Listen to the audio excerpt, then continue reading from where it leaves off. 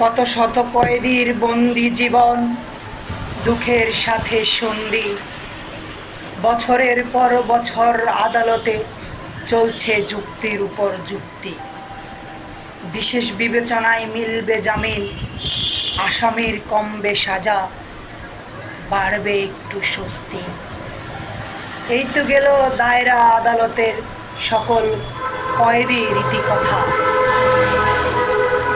বিবেক আদালতে হয়েছে রায়, চলছে তর্ক বিতর্কের যুদ্ধ প্রথা। সূচনা অনুসূচনা কত গরমিল, সাক্ষ্য নেই, পুলিশ নেই, নেই হুকুমের হাকিম। সাজা খাটতে হবে বছরের পর বছর, কষ্টের হলো রিমান্ড। যুক্তির কাছে হার মানল সব, জামিন চাই না, চাই একবারের জন্য প্যারালেল মুক্তি।